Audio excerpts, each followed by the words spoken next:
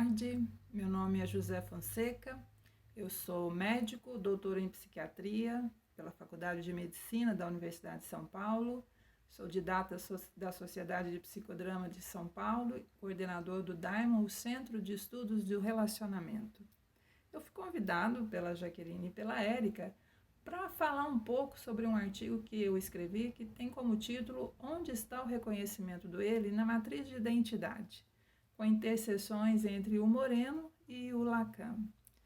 Há algum tempo eu já venho me identificando com a perspectiva de uma psicologia relacional, que compreende o ser humano por meio de suas relações, o eu, o eu-tu, o eu-ele ou ela, o eu-nós, o eu-vós, o eu-eles ou elas. Busquei na literatura algumas referências que pudessem me auxiliar, né, na compreensão dessas relações. Encontrei Moreno, aliás, vou mostrar Moreno aqui para vocês, o grande mestre do psicodrama. Deem boa tarde para ele, por favor. Os aportes psicanalíticos, né, do Heinz Kant, a filosofia dialógica de Martin Buber, alguns conceitos relacionais da psicanálise, como o da transferência e do complexo de Édipo, que fundamentam, né, preponderantemente a psicologia relacional. Nos últimos anos de pesquisa, eu entrei em contato com o trabalho do Jacques Lacan. E muitas das minhas angústias, das minhas inquietações foram respondidas a partir, né, do desenvolvimento da criança e da matriz de identidade de Moreno. O reflexo desses achados me fizeram escrever esse texto. De todas as contribuições, né, desses autores que eu pesquisei, elas revelaram, né, que o estudo do ser humano ele é sempre fronteiriço. E, neste caso, ele obedece a um eixo que eu chamo de psicologia relacional. Numa linguagem relacional, a psicanálise ela vai dizer que a libido ela busca o prazer.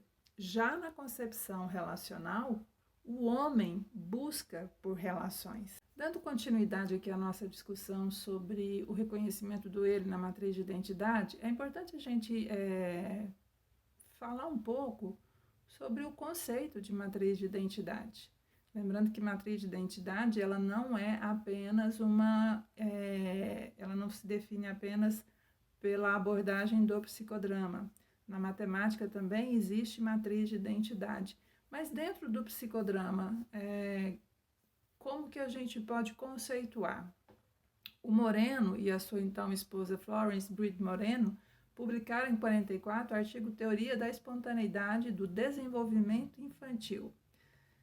Nesse artigo, os autores explicam que a matriz de identidade ela representa a rede relacional primária que envolve a criança desde o momento em que os pais se enamoram, incluindo interativamente fatores biológicos, psicológicos e socioculturais. Essa matriz compreende, portanto, o processo de aprendizagem relacional da criança. Ela delineia uma teoria do desenvolvimento infantil e, por consequência, o esboço de uma teoria da personalidade. A matriz de identidade, ela contempla um primeiro e um segundo universo. No primeiro universo, a criança ela não distingue pessoas de objetos. Ela não distingue imagem, né, ou o imaginário, ou a fantasia da realidade. Ela vive somente no tempo presente, no aqui e agora. Ela apresenta relações indiscriminadas. Em seguida, o bebê ele passa a fazer a diferença entre pessoas e objetos. Então, a matriz de identidade, a partir desse momento, ela passa do estado total fusionado indiferenciado para um diferenciado. As imagens que vocês vão ver agora exemplificam um pouquinho do que seja esse primeiro universo. O segundo universo, a criança vivencia a brecha entre a fantasia e a realidade. ela deixa de exercer somente os papéis psicossomáticos, que é o respirador, o ingeridor, o urinador, que está presente lá no primeiro universo. Nesse segundo universo, a criança ela acrescenta o exercício dos papéis psicológicos ou do imaginário e o exercício dos papéis sociais. Nesse momento já existe uma distinção entre o eu e o outro, entre o eu e o tu. Moreno ele descreveu a matriz de identidade originalmente em 5 fases. Na primeira fase, a criança, o bebê, ele completa a sua identidade com o seu meio, né? Ou seja, o bebê ele precisa de um ego auxiliar para poder sobreviver. E esse ego auxiliar ele pode ser qualquer cuidador, né? Não necessariamente só a mãe, mas pode ser a mãe, o pai ou um outro cuidador, porque nesse primeiro momento de vida ele precisa de alguém para que ele possa sobreviver. Vamos mostrar também algumas imagens dessa primeira fase, que é chamada também de fase do duplo. A segunda fase é a fase do estranhamento. A criança, ela concentra a atenção no outro e começa a estranhar suas próprias partes. Em seguida vem a terceira fase, que é a fase do espelho. Ela separa o outro da continuidade da sua experiência. Surge então a brecha entre a fantasia e realidade, que é aquilo que a gente tinha falado do segundo universo. Vamos mostrar também algumas imagens que exemplificam, né, tanto a fase do estranhamento como a fase do espelho, né, a terceira fase, que é chamada de fase do espelho. A partir do momento, né, que surge essa brecha entre a fantasia e a realidade, dá início à quarta fase da matriz de identidade. Essa quarta fase, a criança ela consegue desempenhar o papel do outro de uma forma imaginária. É a troca de papel imaginário. Então, ela se vê como um super-herói, ela se vê como um bicho, né? ela se vê como um jogador de futebol. A criança, ela desperta o seu lado imaginário e vai trocando de papel com aquelas figuras que são mais reconhecidas para ela, com as quais ela se identifica mais. A quinta fase é a fase da inversão de papéis. A criança ela consegue desempenhar o papel do outro diante de uma terceira pessoa, que por sua vez desempenha o papel dela. Nessa fase de inversão de papéis, é possível dizer que já existe um amadurecimento psíquico dessa criança, a partir do momento que ela consegue inverter esses papéis. E isso segue com ela ao longo de toda a vida. O Moreno, ele não deixa claro a configuração de um triângulo relacional. Em textos posteriores, ele vai reduzir essas 5 fases apenas para 3. Né? Ele vai diminuindo ainda mais a importância do terceiro no complexo relacional. Para ele, existe a identidade do eu com tu, que é a fase do duplo, o reconhecimento do eu, que é a fase do espelho, e a fase do reconhecimento do tu. Moreno ele não se aprofunda no estudo do triângulo relacional na matriz de identidade. Em uma das poucas vezes que ele aborda esse tema, ele comenta de forma bastante criativa que, a rigor, não seria apenas o complexo de Édipo, mas seriam 3 complexos: o de Laio, o de Jocasta e o complexo de Édipo. Por quê? Laio, Jocasta e Édipo trazem as suas próprias histórias. Laio, que após escutar um oráculo de que o seu filho mataria, ele vai lá, para que essa profecia não aconteça, ele vai lá e manda matar esse filho, que acaba sendo adotado porque eles não conseguem matá-lo.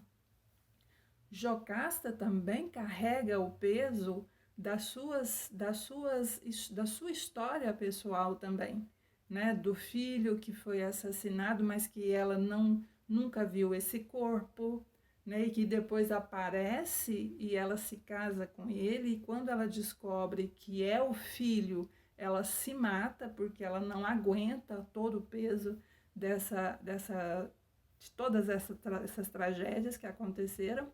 E o próprio Édipo, né, que arranca os olhos ao descobrir que ele não só matou o pai, como também se casou com a mãe.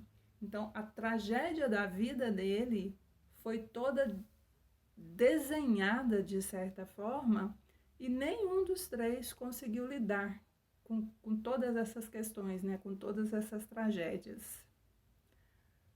O Rojas Bermudes, ele usa a expressão triangulação na sua teoria do núcleo do eu. E eu também faço uso dessa expressão. Fazendo um pouco, né, da teoria lacaniana, que contribuiu muito, né, nessa minha pesquisa sobre a psicologia relacional, em um texto dele, publicado em 1936, sobre o estádio do espelho, ele fala que o estádio do espelho, como formador da função do eu, tal como nos é revelado na experiência psicanalítica, situa a consciência da unidade do corpo pela criança de 6 a 18 meses, um fato anterior ao domínio da fala, da linguagem, né? Esse processo constitui a passagem de um corpo fragmentado para um corpo ortopédico.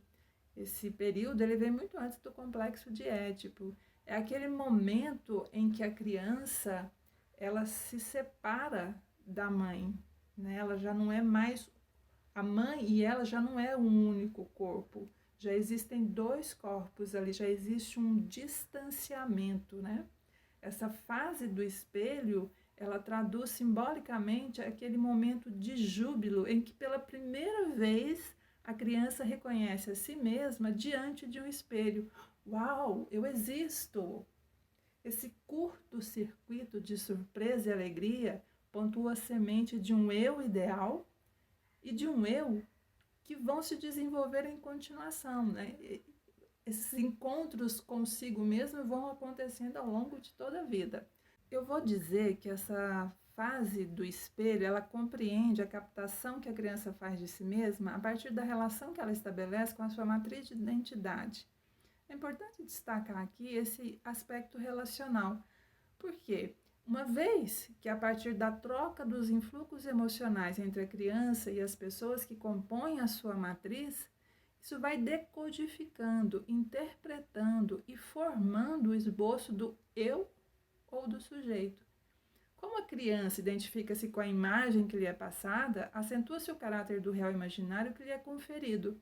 Nesse processo de reconhecimento físico-psicológico, o real se confunde com o imaginário e com o simbólico que logo depois se delineia. Existe, portanto, uma confusão primária entre o que o eu sou, o que me passam que eu seja, em que os desejos e os projetos da matriz que me envolve se confundem com as minhas próprias apreensões.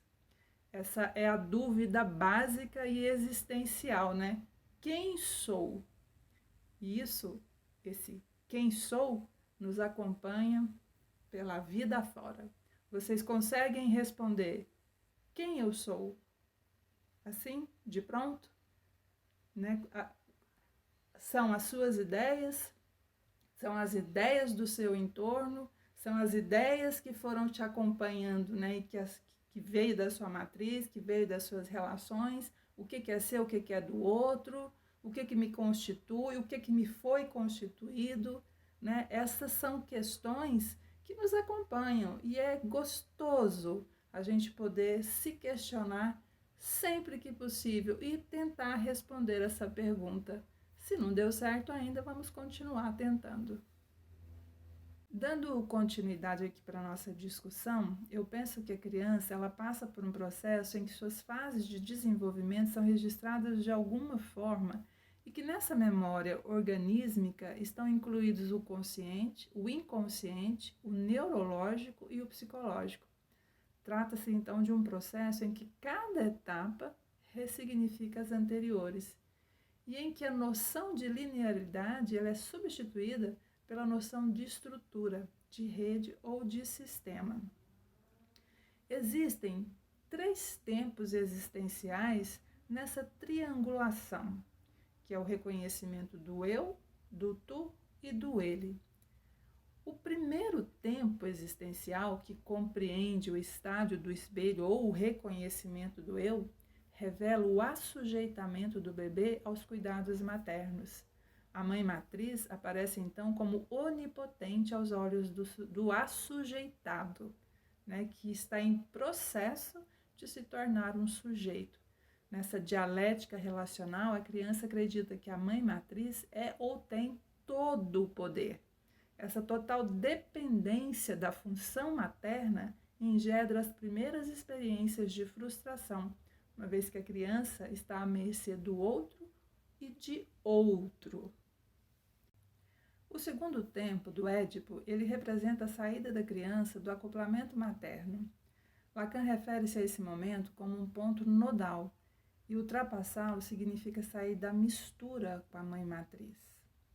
Instaura-se então um enigma, né? Instaura-se aí o X da questão sobre o que essa mãe deseja além da criança. O que ou a quem ela busca. A ausência materna instiga seu preenchimento com algo substitutivo. Desse modo, a falta ela é preenchida com a presença simbólica de um objeto. E aqui está consagrado o objeto transicional winnicottiano, em que a criança deposita a ilusão de que não sofreu a perda, como se ele estivesse impregnado magicamente da energia materna. Né? É aquele cobertorzinho que já está imundo, mas a criança não consegue ficar sem ele, aquele bichinho, né? Aquele travesseirinho, aqueles objetos que a criança gruda de tal forma nele que nada consegue separar. Né? Leva-se muito tempo para a criança entender que não precisa mais, né, daquele objeto, que não precisa mais sofrer a ausência daquele objeto. Através do ponto de vista da criança, né, esse momento em que a mãe deixa de desaparecer para sempre, que ela nunca mais vai voltar, conforme ela interpretava inicialmente suas ausências, né, ali, quando a mãe vem, sacia um desejo, depois vai embora, some, né, e esse vai e volta, e a criança não tem muita certeza o que está acontecendo, para onde que essa mãe vai, o que acontece, essa mãe vai voltar. Então, a partir desse momento, né, ela vai interpretando de uma forma diferente essas ausências. Né? Agora, estabelece-se a presença-ausência motivada pela busca de um terceiro. E que terceiro é esse, né? Se nem ela, nem a mãe são ou possuem o poder relacional, então ele deve situar-se além, nos domínios desse terceiro. Né? Quer dizer, se a criança e a mãe não têm poder nenhum de relação, quando essa mãe some, para onde ela vai? Ela vai buscar o terceiro, e que terceiro é esse? Né? Ele passa, então, a fazer parte do jogo relacional como uma instância superior em que lhe é atribuída a interdição ao contato com a mãe, uma vez que o terceiro estabelece simbolicamente o pode e não pode, a norma, a lei. É claro que esse poder transcende a qualquer pai real, que pode existir ou não, né, na medida em que falamos da lei simbólica instituída pelo terceiro da matriz de identidade. Falamos de função paterna, de metáfora paterna, ou ainda do processo de inscrição simbólica do nome do pai no pequeno ser. Não necessariamente um indivíduo assumindo essa função, mas podem ser outros indivíduos, né? Podem ser outros terceiros. É importante assinalar que esse interjogo triádico, né? O segundo, que é a mãe, exerce uma função mediadora entre o primeiro, que é a criança, e o terceiro, que pode ser qualquer outro, né? Pode ser o pai, o avô, o tio, outro, o terceiro. Né, de um modo que justifica até aquele ditado popular. A criança enxerga o pai pelos olhos da mãe. Assim, ela ganha uma importância e forma, né, como a função materna, traduz ou forma como a criança compreende a tradução de quem é o terceiro. É interessante isso, né? A criança, ela vê o mundo nesse primeiro momento, nessa primeira fase, ela vê o mundo através dos olhos da mãe. Na triangulação, leva-se em conta o interjogo relacional sociométrico entre os três elementos co-participantes do processo, cada um com a sua energia no que se refere ao resultado, né? A criança, a mãe e o terceiro. O fato da mãe buscar o terceiro e retornar à presença da criança instiga a revelação da função doadora deste. Ela vai, recebe e retorna. Agora instaura-se o terceiro tempo de triangulação, em que o terceiro perde a conotação de ser somente proibidor, castrador, para também ser descoberto como permissivo e doador. O terceiro é aquele que supostamente tem algo para dar à mãe e à criança. Ele é encarado como detentor de algo que pode circular pelo triângulo relacional, agora plenamente estabelecido, e passa da condição de ser somente carrasco para a condição de também ser herói. Desse modo, ao não acrescenta-se o sim. O espectro relacional dual absolutista anterior, ele é substituído por um espectro relacional triádico relativista. O terceiro tempo da triangulação, ele estabelece uma organização básica da afetividade para o futuro adulto. A descoberta do fluxo amoroso entre o primeiro e o terceiro, ou seja, entre o bebê e o terceiro, o outro, que é mediado pela mãe, né, ou o aparecimento da dialética amorosa entre pai e filho, transforma a ótica da criança com relação à função paterna. Da perspectiva onipotente do segundo tempo, ela passa a olhá-lo como potente. Esse é o momento da dissolução, da solução, ou talvez, melhor dizendo, da diluição do complexo de Édipo, porque sempre resta algo para contar a história. A criança, ela resolveu a primeira crise de identidade existencial e sexual amorosa da maneira como ela conseguiu, né? Como foi possível para ela. E aí ela entra na chamada fase de latência, né? Todos os seus hormônios ali vão adormecer para lá na adolescência ela entrar na sua segunda crise de identidade, para esses hormônios despertarem novamente e ela ingressar na vida adulta, na expectativa de realizar seus anseios amorosos. Se vai conseguir e em que medida vai conseguir, só o futuro dirá. Vou aproveitar aquela paráfora, sou o desejo da matriz de identidade, para abordar um outro conceito, o conceito de poder relacional, que é um outro aspecto aqui na nossa discussão que vai permear toda a apresentação sobre os três tempos da triangulação. O poder relacional, ele é introduzido pela função paterna mediadora, ou seja, o poder que o terceiro introduz na relação da criança com a mãe e desta com a primeira. Nesse sentido, distingue-se privação de interdição. Enquanto a privação constitui a falta real do objeto, a interdição remete à marca de interdição proibição, tendo em vista a introdução de uma lei que passa a operar no conjunto relacional. E eu utilizo propositadamente a palavra operar para indicar que algo se passa como uma operação cirúrgico-psicológica que nomeia ou renomeia a criança em sua identidade. A observação clínica conduz a inúmeras possibilidades psicodinâmicas. Quais seriam os arranjos psicossociodinâmicos internalizados no primeiro, no segundo e no terceiro tempo da triangulação? Quais as consequências com relação à fluidez e aos bloqueios no percurso triangular? Quais os silêncios e os ruídos do trajeto? Este é o espaço que se abre para a discussão de estruturas tipológicas ou psicopatológicas da personalidade, uns nomes tão difíceis, né? Tão confusos, mas eu espero que vocês estejam acompanhando aí essa minha trajetória sobre o reconhecimento do ele, que eu sei que não é fácil, mas aos poucos a gente vai internalizando alguns conceitos e à medida que a gente vai lendo, praticando, isso vai ficando um pouco mais fácil, mais palatável, né, para entender. Outro ponto importante para a nossa discussão aqui é sobre da triangulação à circularização.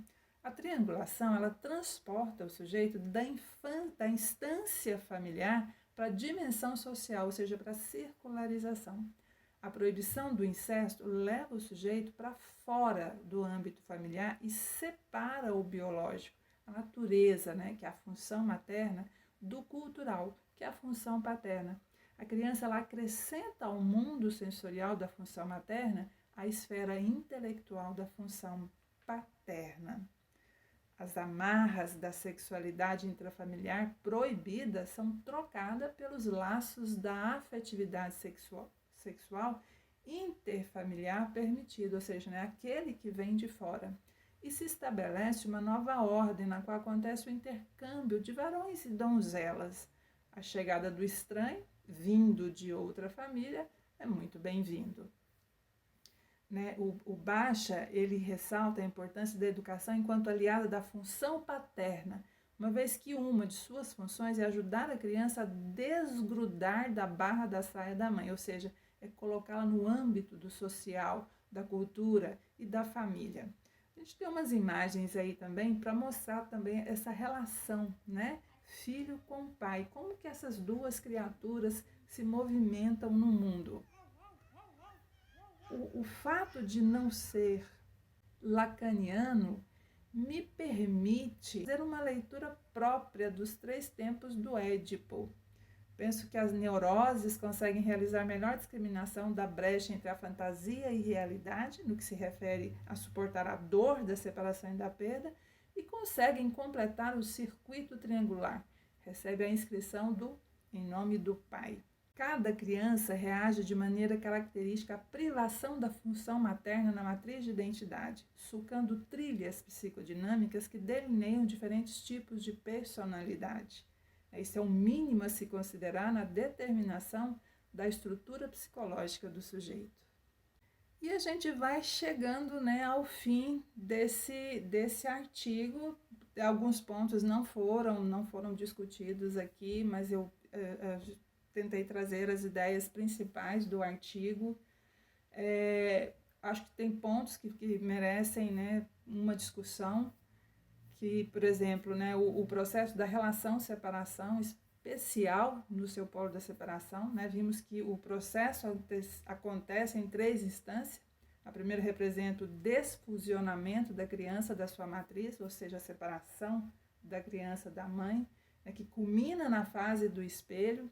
A segunda, que contém o aprendizado da separação no que concerne as figuras de sua matriz afetiva primária.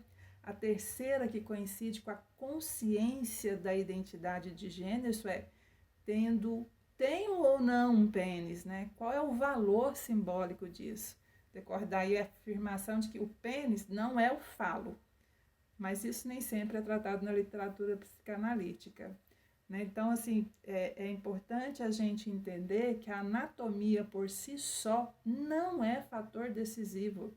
E se a construção da identidade sexual depende de um organizador simbólico mais amplo, no que se refere à triangulação edipiana, ganha força a ideia de que o processo da relação-separação como um todo apresenta um contorno mais abrangente do que somente a dimensão sexual.